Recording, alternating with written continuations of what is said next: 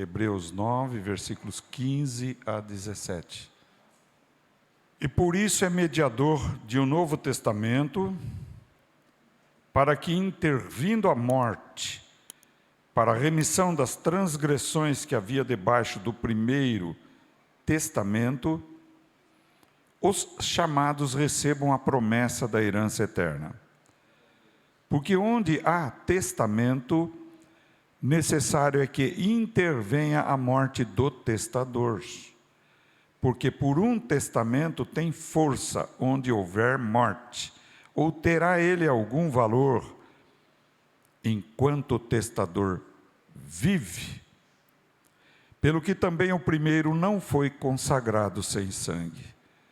Porque havendo Moisés anunciado a todo o povo todos os mandamentos, segundo a lei, tomou o sangue dos bezerros e dos bodes com água, lã, púrpura e hisopo, e aspergiu tanto o mesmo livro como todo o povo, dizendo: este é o sangue do testamento que Deus vos tem dado. Senhor Jesus, nós te adoramos, Senhor, e eu dependo de Ti para ministrar Tua palavra. Vem e fala conosco mediante a Tua palavra. Te dou liberdade total, Santo Espírito, toma a minha vida e usa-me, Senhor, para transmitir esta palavra e que o Teu povo compreenda a Tua palavra e cresça espiritualmente, para a glória do Teu santo nome, em nome de Jesus. Amém, irmãos?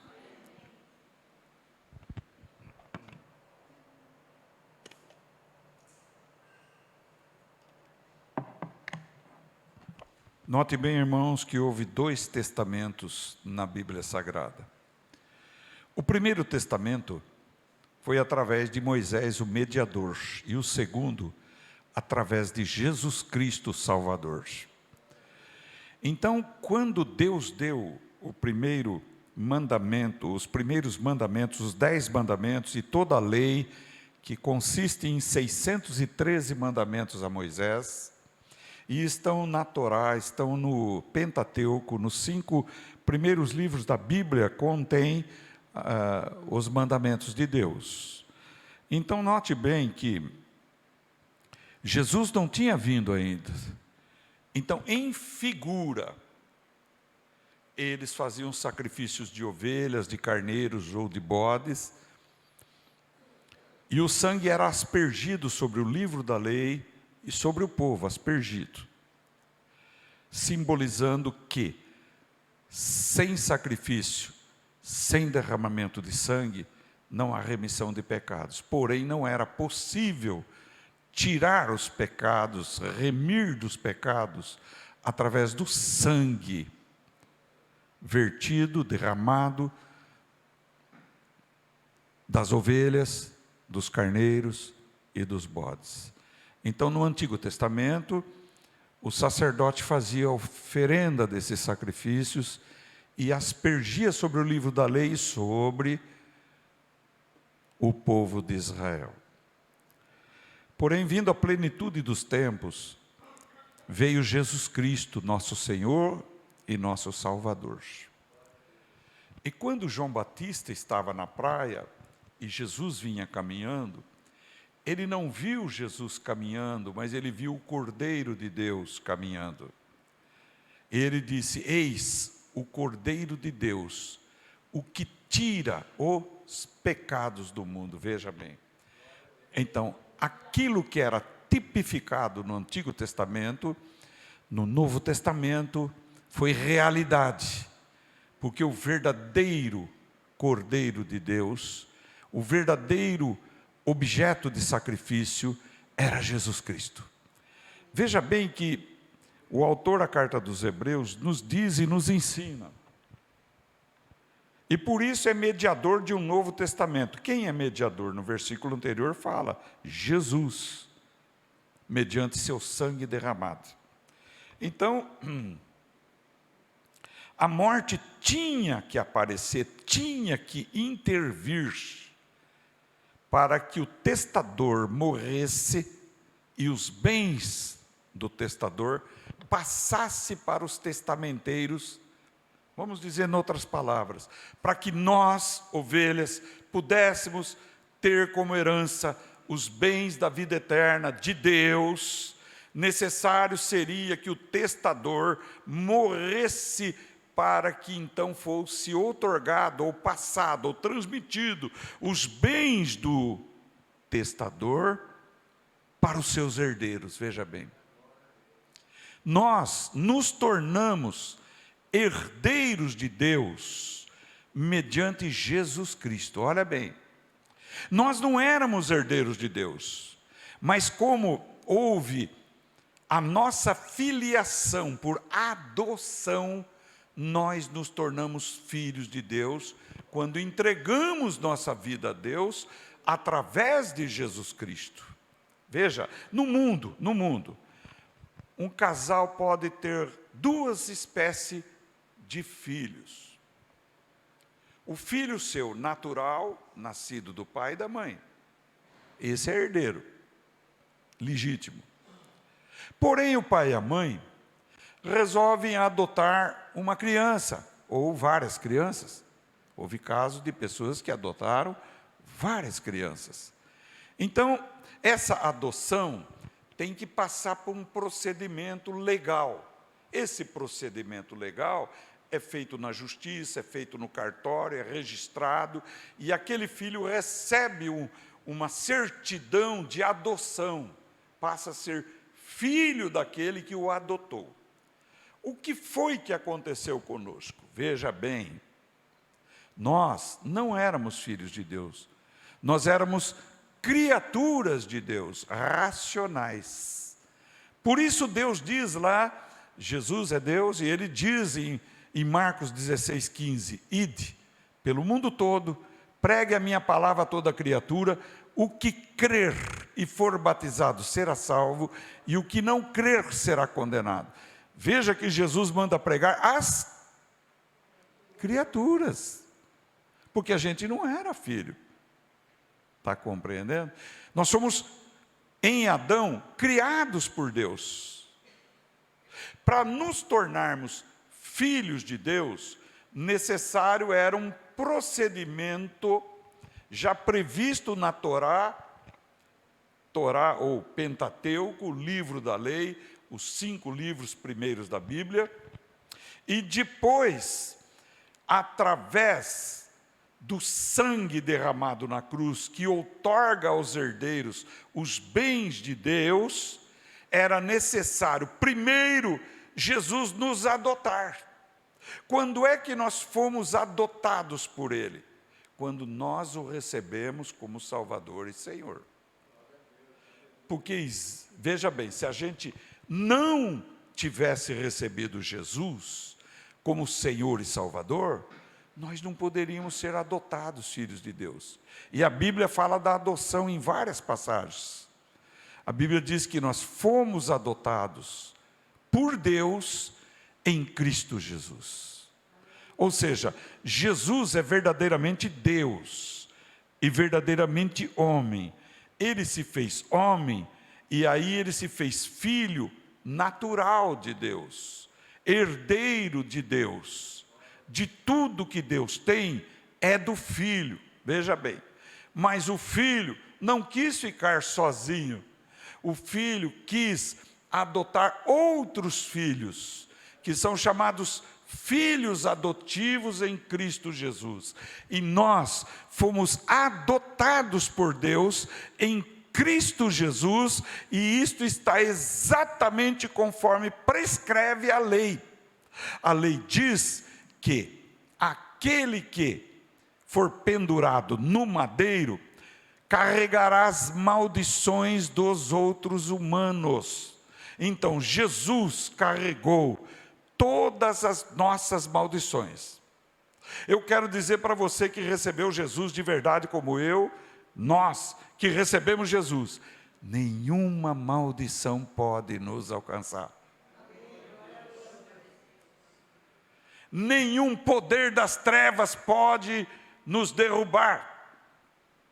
Nem o laço do passarinheiro, nem a peste perniciosa Por quê? Porque fomos adotados por Deus em Cristo Jesus e habitamos em Deus. A nossa moradia é Deus, e ninguém pode entrar na moradia de Deus, a não ser os remidos, lavados do sangue de Jesus. É por isso que o salmista diz: nenhuma praga chegará à tua tenda, 1000 cairão do teu lado, 10.000 à tua direita, e tu não serás atingido. Glória a Deus.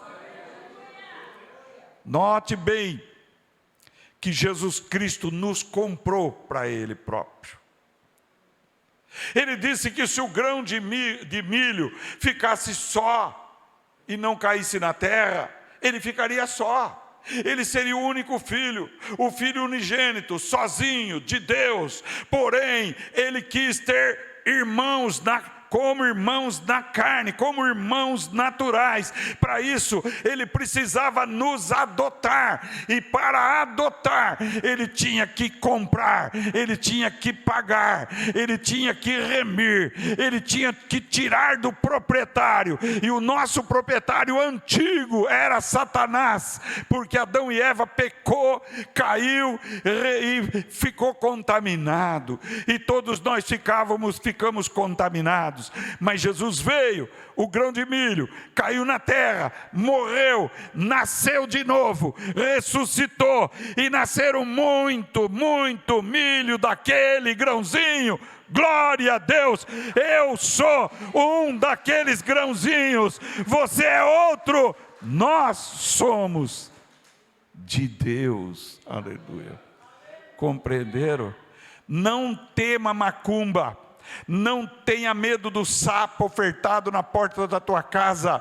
Não tenha medo do teu nome mandado para o centro de macumba. Eles que têm que ter medo, porque nós estamos abrigados, nós somos bem-aventurados, porque nós moramos à sombra do Onipotente. E eu descansarei, e eu não temerei, porque nenhuma arma forjada contra nós prospera, mas ela cai, diz no Salmo 91. Aos seus anjos ele dará ordem a teu respeito. Então este homem, Jesus, pagou pelos homens e mulheres, o preço da nossa redenção. Pagou mediante o seu sangue, e mais, ele como Deus, como diz Paulo em 2 Coríntios 5, Deus estava em Cristo, reconciliando consigo o mundo, e não lhes imputando os seus pecados. Veja bem, Jesus, homem, é nascido da tribo de Judá. Jesus, filho, é nascido de Maria, mas como o Deus eterno que habitava em Jesus, e ele é perfeitamente Deus e perfeitamente homem, ele é o testador que está aqui em Hebreus. E como Deus não pode morrer, mas pode morrer como homem ele morreu, mas como Deus ele ressuscitou dos mortos. Aleluia. E a morte não tem poder sobre ele. E ele cumpriu as escrituras que dizem em Romanos 5, verso 11, 12 em diante: por um homem entrou o pecado, e por isso morremos, mas por um homem entrou a vida eterna, e por isso vivemos. Aleluia. Agora que recebemos Jesus como nosso Senhor e Salvador, agora que fomos adotados filhos de Deus, o nosso nome foi registrado no cartório celestial, lá na glória, diante do juiz dos juízes, e diz: o seu nome está escrito no livro da vida. Oh, glória! E abrir-se-ão os livros, e serão chamados para entrar na gloriosa herança do Deus vivo e do Deus Todo-Poderoso, o qual é Jesus Cristo, o Senhor, aleluia, o qual é Deus eterno e homem eterno, e está no corpo glorioso, aleluia, e vive para todo sempre. O testador pagou por nós. nos adotou, e pelo seu sangue, como Ele morreu, Ele está dizendo: agora você pode tomar posse dos bens que eu preparei para você antes da fundação do mundo. Olha que coisa tremenda, hein? Agora você pode entrar, vem filho meu, e toma posse da herança que eu vos tenho preparado. E sabe, irmãos, sempre nós estamos olhando para algo melhor que vai acontecer na nossa vida, nesta vida terrena. Sempre a gente olha para o futuro e diz: puxa, eu estou esperando um milagre, eu estou esperando algo bom, eu estou esperando algo tremendo. Não é assim? Quando morre uma pessoa muito rica, o filho é lógico que vai chorar, porque o pai morreu. Porém, os bens que são do pai, após a morte, passam para os filhos. Isso é herança. Entenderam? Não que o filho queira a morte do pai, mas quando o pai morre, a mãe morre, os bens passam para os seus filhos. Muito bem, o nosso pai, Jesus, morreu e os bens dele passaram para nós. Aleluia. Só que como ele vive eternamente como Deus e ressuscitou dos mortos, reinaremos com ele eternamente. Olha só. Estaremos com ele no reino da glória para sempre. Aleluia. Então o sangue dele nos comprou, e o sangue dele, ou seja, a sua morte, nos deu o direito à vida eterna, e nos deu o direito a recebermos por herança essa vida eterna. Então comece a olhar diferente agora. Quando o diabo te entristecer, o diabo tenta tirar nosso foco disso e nos levar para este mundo. Esse mundo é passageiro. A vida aqui acaba. Se nós olharmos aqui, tudo é relativo, nada é absoluto. Então nós não temos o costume de olhar: será que não sobrou? Muitas vezes até a gente brincando fala: será que não sobrou alguma herança do antepassado nosso lá na Europa? Mas eu quero dizer para você que nós temos uma herança que veio de Jerusalém, que veio do Monte Calvário, que veio de uma cruz que foi erigida ali, de um Cristo que foi ali pendurado. Aleluia, essa herança nós temos. Então quando você estiver desanimado, olha para frente, olha para Jesus, o autor e consumador da fé. Olha pela fé nos bens que Deus já nos deu, só que ainda nós não podemos tomar posse desta vida eterna, porque o tempo nosso não se cumpriu nesta vida, só isto. Então, enquanto isso, nós gememos, nós choramos, e até as criaturas gemem, até as criaturas choram, como diz em Romanos Paulo, aguardando a redenção do nosso corpo, porque houve a redenção do nosso espírito. Deus já nos comprou, mas o nosso corpo aqui terreno traz esses caracteres do homem caído, do homem do pecado, do homem natural, do homem que é pecaminoso. Então Deus nos exorta: incline-se para mim, incline-se para o Espírito Santo, incline-se para a vida eterna, olhe para a herança que está te esperando. Aleluia. Você tem uma casa na glória, eu tenho uma casa na glória, nós temos uma casa na glória, não feita por mãos humanas. Não tem vazamento de água, não tem IPTU, não tem aluguel. Mas Jesus diz: não turbeis vossos corações, na casa do Pai tem muitas moradas.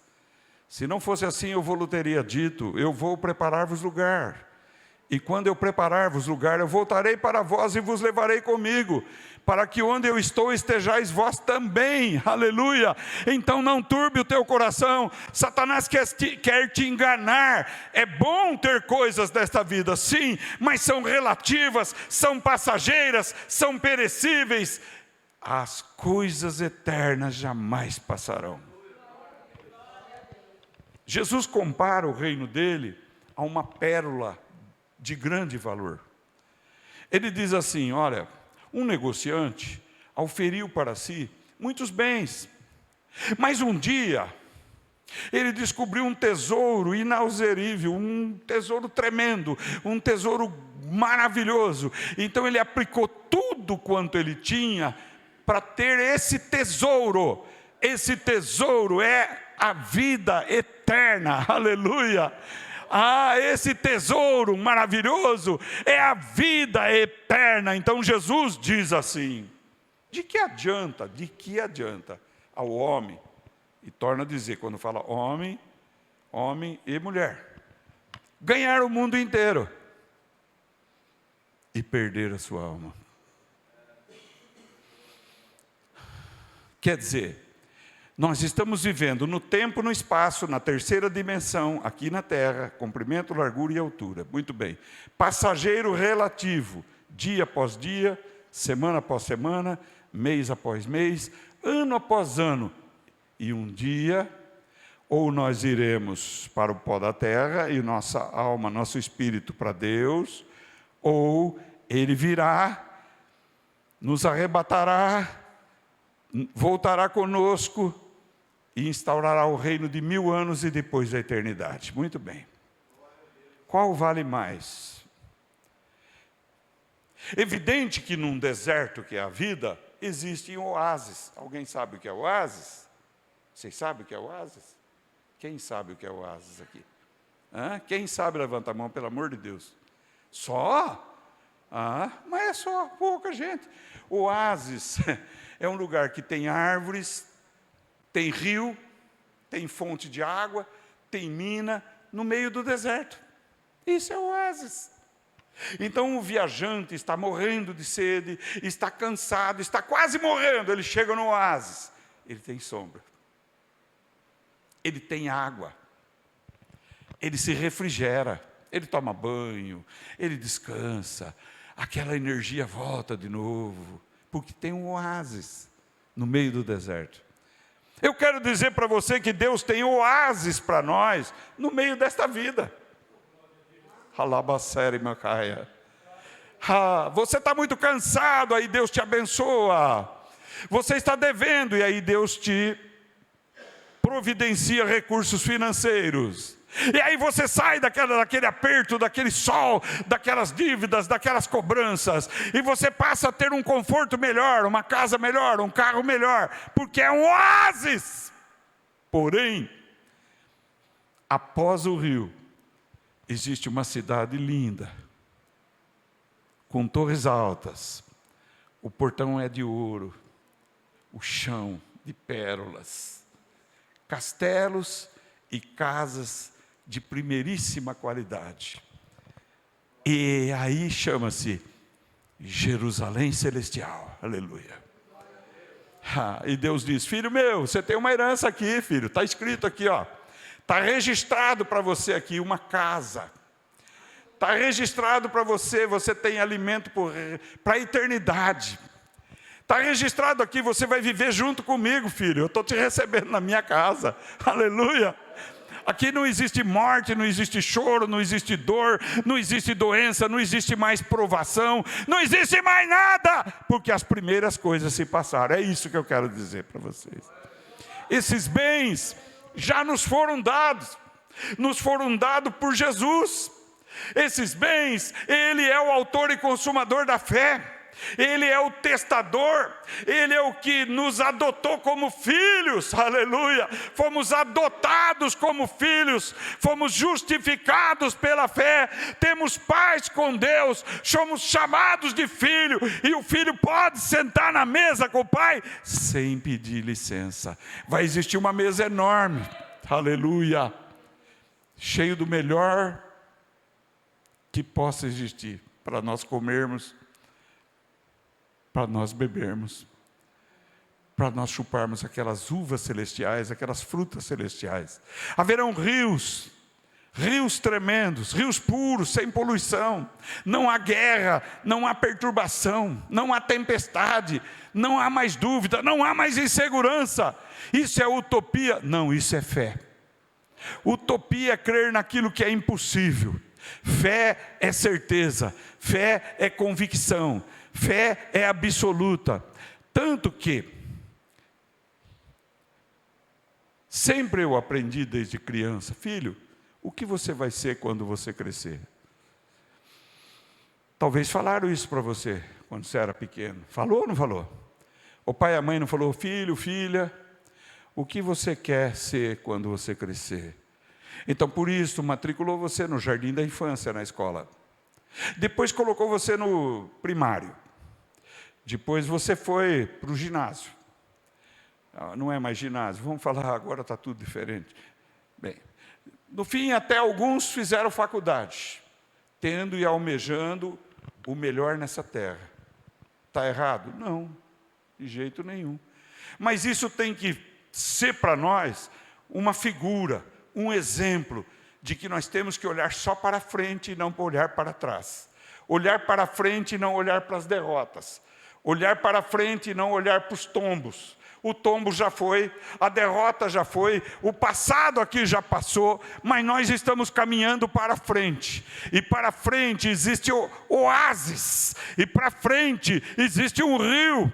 E quando atravessarmos esse rio, chegaremos a Jerusalém celestial, aos portões eternos. E os anjos vão dizer: entra, o seu nome está marcado aqui. Você é filho do rei, aleluia. O seu nome está no livro da vida. Pode vir, vem, você foi adotado, você é filho, tudo isso é teu agora, pode entrar. Então pensa nisso agora. Jesus conquistou isso para você. Jesus conquistou isso para nós. Sabe por que no marxismo eles proíbem religião? Porque eles dizem que a religião funciona como uma heroína, uma droga forte, que anestesia o povo e o povo fica meio abobado e não se preocupa com esta vida. Mas, está entendendo? Então eles querem eliminar a religião e fazer do Estado, do governo, o Deus deste século. E que as coisas aqui equivalem, e aqui é o que acontece, e aqui é o que é. Porém, sai fora disso, sai fora dessa concepção. Essa concepção de adorar o Estado já existia no tempo de Jesus, no Império Romano, quando o próprio imperador romano, César Augusto, era exigido que adorassem a ele. Está entendendo?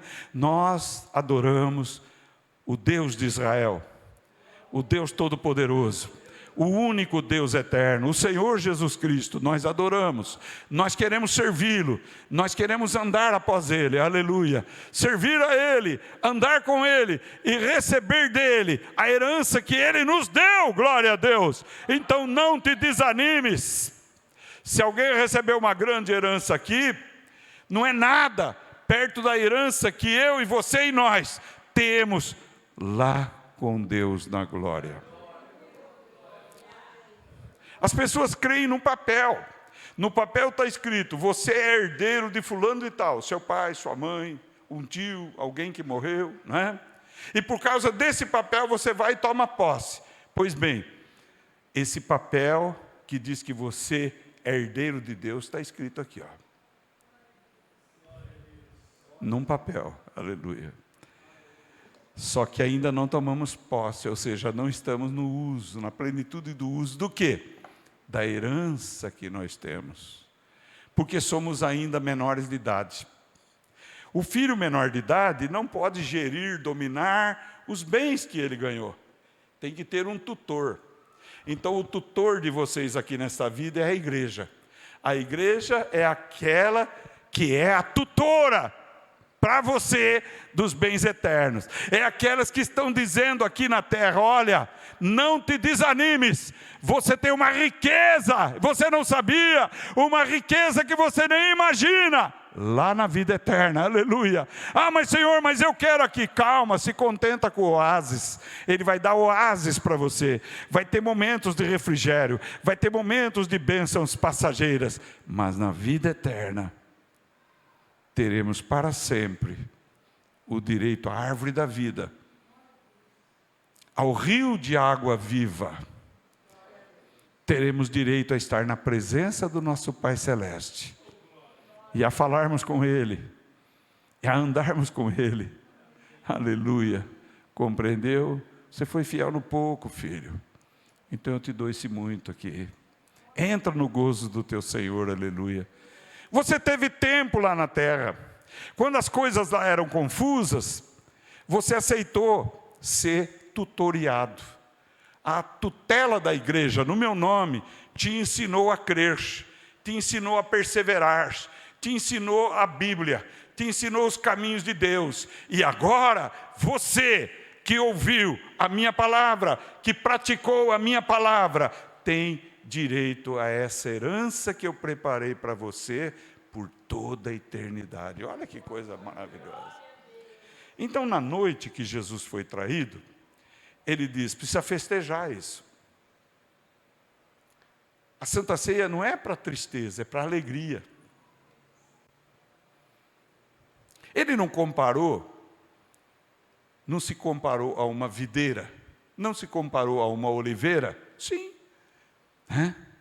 Então, veja bem uma coisa, quando nós somos enxertados na videira verdadeira ou na oliveira, a vida que está na oliveira passa por nós.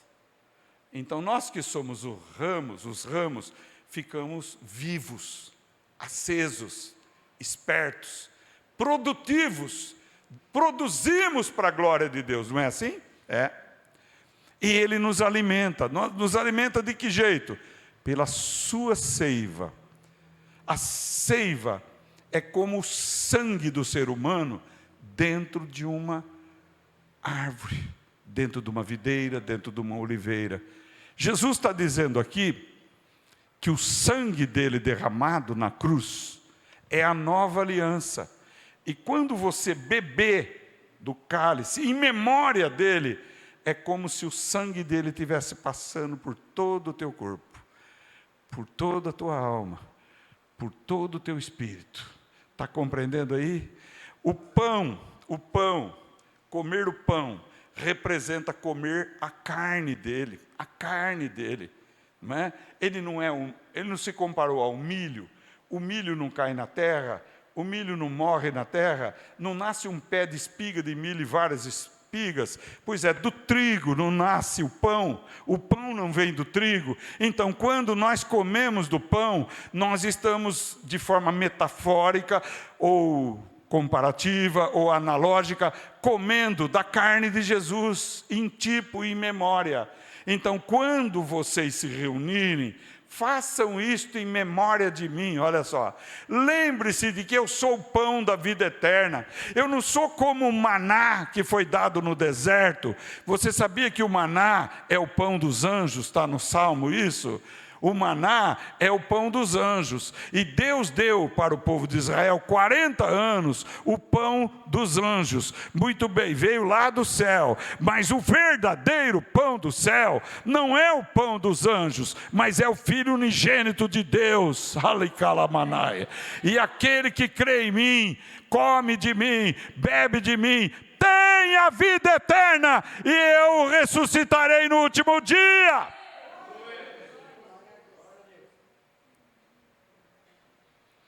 Vocês estão compreendendo tudo que nós estamos pregando? É profundo e bom, e nos traz alegria. E é simples para quem presta atenção. Prestando atenção, você vai entender que Jesus te adotou, Jesus te justificou, e você nasceu de novo, nasceu como filho de Deus. Filho de Deus é herdeiro de Deus, e esse Deus eterno em Cristo derramou sangue na cruz, morreu por nós e deu a vida eterna. Tanto que em Atos 20, 28 diz: cuidai do vosso rebanho, cuidai das suas ovelhas, vós bispos, está escrito, bispo, pastor, é a mesma coisa, a qual Deus comprou com o seu próprio sangue. Olha só, então é o sangue de Jesus. É por isso que dizemos, quando o mal ataca, o sangue de Jesus tem poder. Eu fui comprado pelo sangue de Jesus. Eu tenho a marca de Deus na minha vida. Eu tenho o selo de Deus, que é o selo do Espírito Santo no meu coração, na minha vida, e mal nenhum pode me tocar. Eu não serei afligido, eu não serei derrotado. Eu posso ser perturbado, atacado, pode vir tribulações sobre a minha vida, mas sou mais que vencedor por meio de Jesus Cristo, meu Senhor. Aleluia.